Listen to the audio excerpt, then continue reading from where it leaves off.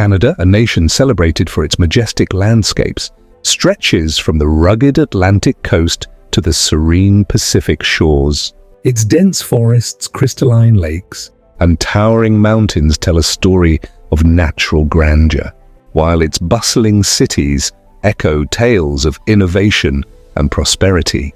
Yet beneath this veneer of beauty and modernity lies a hidden history shaped by few families whose wealth and influence have steered the nation's destiny. From the fur trade era to the Industrial Revolution and into the digital age, these families have not only amassed fortunes, but have also directed the cultural and economic currents of the Great North.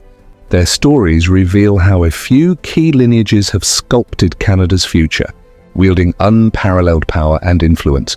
The Thompson family, Canada's richest, stands as a testament to the rags to riches narrative. Originating as poor Scottish farmers, the Thompsons have ascended to become one of the wealthiest families globally, with a net worth of $61.3 billion as of January 2024. Their wealth is anchored in the Woodbridge Company, the parent of the media conglomerate Thomson Reuters.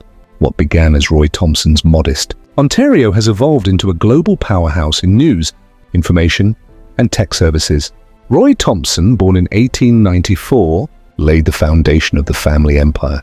Starting with a radio station in North Bay, Ontario, he expanded into newspapers, acquiring the Timmins Daily Press in 1934. By the 1940s, his empire included 19 newspapers, and he ventured into British media with the purchase of the Scotsman. In 1952, his son, Kenneth Thompson, further expanded the empire, focusing on North American markets and transitioning the company into digital media and information services. Kenneth's leadership saw the company's value soar to $61.3 billion as of January 2024. Their wealth is anchored in the Woodbridge Company, the parent of the media conglomerate Thomson Reuters. What began as Roy Thomson's modest radio station in 1930s, Ontario has evolved into a global powerhouse in news, information, and tech services. Kenneth's leadership saw the company's value soar from $500 million in 1976 to $29.3 billion by 2006. David Thompson, the current patriarch, has continued the family's legacy, steering the company through significant mergers, including the formation of Thomson Reuters. In 2008, despite their immense wealth, the Thompsons maintain a low profile, with David known for his reclusive nature and passion for art, amassing a collection that includes works by Rembrandt and Turner. The Bronfman family's journey from struggling farmers to one of North America's wealthiest families is a tale of ambition and strategic foresight.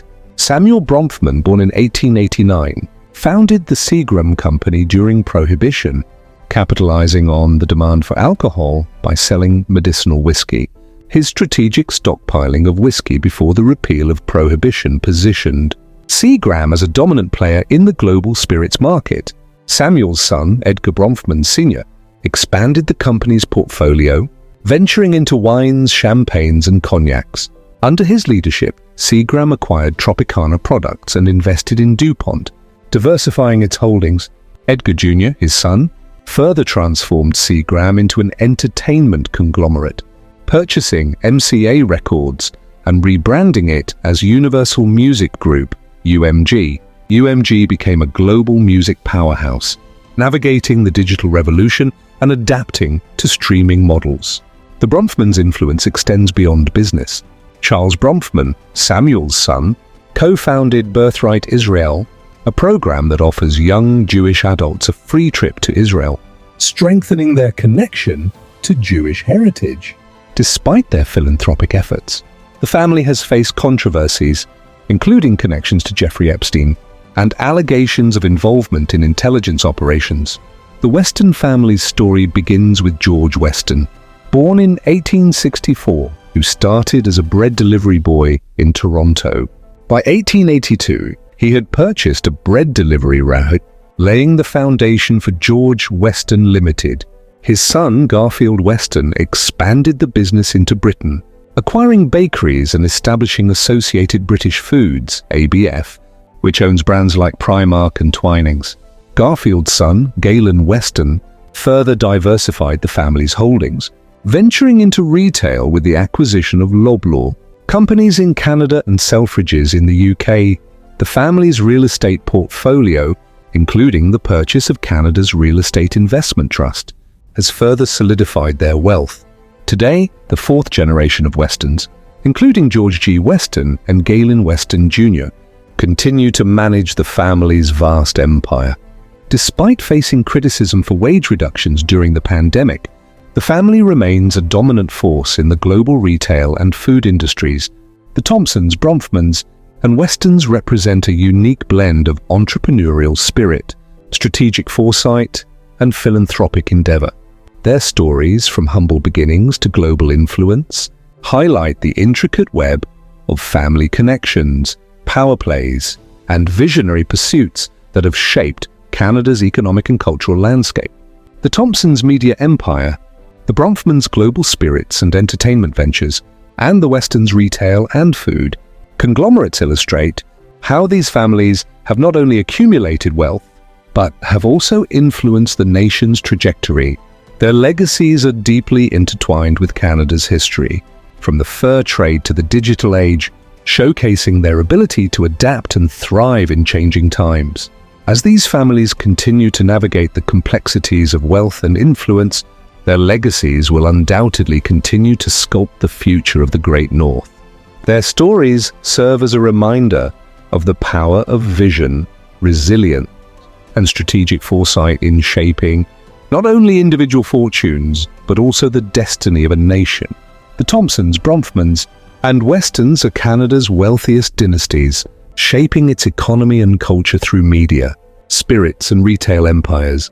From humble beginnings, they've amassed unparalleled influence, quietly steering the nation's trajectory. Despite controversies over inequality and ethics, their power endures, adapting to changing times. These families are more than wealthy, they are institutions.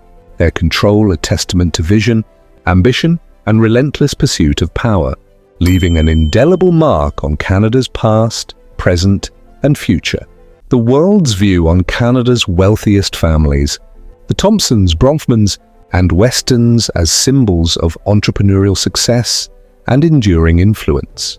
Their rags to riches stories inspire admiration, while their global empires in media, spirits, and retail showcase their strategic acumen. However, their immense power and occasional controversies, such as ties to Jeffrey Epstein or wage disputes, spark debates about wealth inequality and ethical responsibility.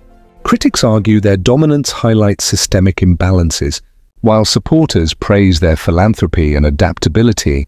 Globally, these families are seen as both architects of Canada's prosperity and reminders of the complexities of wealth, power, and legacy in shaping a nation's identity.